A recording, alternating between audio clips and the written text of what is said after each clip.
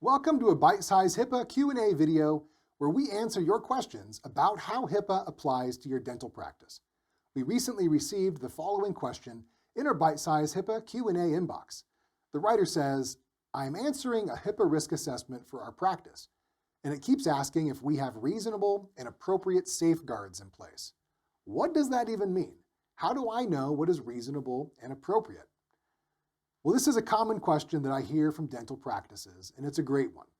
When you see the phrase reasonable and appropriate in the context of HIPAA compliance, it can feel frustratingly vague. Wouldn't it be easier if there was a checklist that every dental practice could simply follow? However, the truth is that this flexibility in the law is actually a benefit, not a burden. Under HIPAA, the law requires covered entities to implement security measures that are reasonable and appropriate for their specific circumstances. And it recognizes that what's reasonable and appropriate for a small dental practice with 5 employees is likely very different from what's reasonable for a DSO with hundreds of locations or a major hospital system. This flexible approach allows you to tailor your security measures to fit the size, complexity, and capabilities of your practice. So instead of a one-size-fits-all approach, you can assess the risks specific to your practice and then implement safeguards that effectively address those risks without imposing unnecessary burdens. So, how do you determine if a safeguard solution is reasonable and appropriate for your practice? Well, we can look at legal case law for guidance. You see, courts have a long history of trying to define reasonableness. Almost every lawsuit out there makes a claim that the other party was negligent. And in order to prove negligence, the plaintiff basically needs to show that the other party owed them a duty to act as a reasonable person would in the situation, and they failed to do so. So let's look at the infamous McDonald's hot coffee case to see this in action. Do you remember those headlines? People mocked this case as the ultimate example of a frivolous lawsuit. But most legal scholars agree that it was a legit case with a just outcome. The basic facts were that a 79-year-old woman ordered coffee from McDonald's and then spilled it on her lap and suffered serious burns that required an extensive hospital stay. She asked McDonald's to cover her medical bills, and when they refused, she sued for gross negligence and she won a very substantial award. Now, she won the case because her attorney was able to show that McDonald's had a duty to serve safe coffee, but their coffee was unreasonably hot. There's that word of the day. You see, McDonald's coffee was served between 180 and 190 degrees, but the other similar restaurants served their coffee a bit more tepid, between 140 and 150 degrees. This lower temperature was deemed to be the reasonable standard industry practice, and McDonald's coffee temperature was therefore unreasonable. A key thing to know is that to determine the standard industry practice, the court looked at restaurants that were similar to McDonald's. They didn't look at Sally's Diner or some fancy foo-foo coffee bar. They compared McDonald's to places like Burger King and Dunkin' Donuts. So when it comes to determining reasonableness under HIPAA, a similar process can be followed. To know if your safeguards are reasonable, you would compare them to standard industry practices at similarly situated dental practices.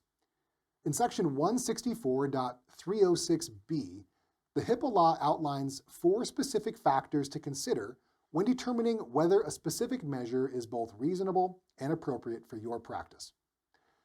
1. The size, complexity, and capabilities of your practice. So simply stated, small, single-location practices are not held to the same standard as large DSOs with hundreds of employees and specialized capabilities.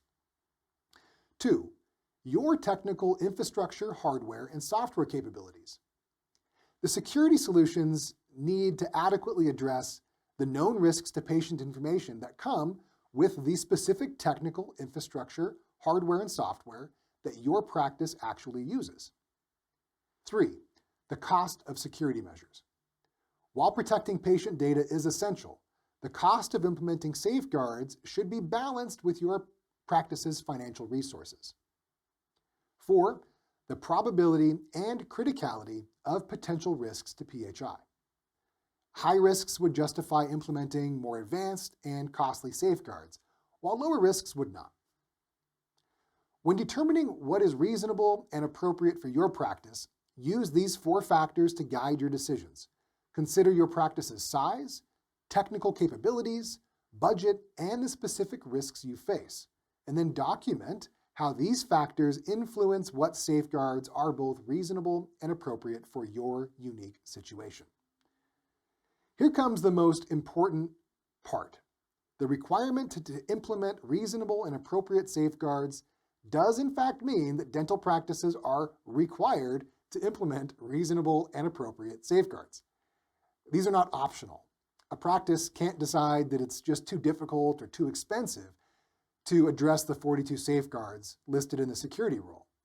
Just like McDonald's had a duty to serve safe coffee, dental practices have a duty to protect patient data, and all reasonable steps must be taken to ensure the safety of the patient and their information.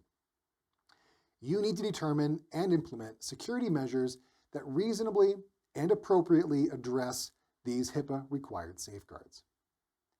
Remember, the goal of HIPAA is to keep patient information private and secure, and as we've discussed in past posts, implementing reasonable and appropriate safeguards tailored to your practice is just a part of providing outstanding quality care.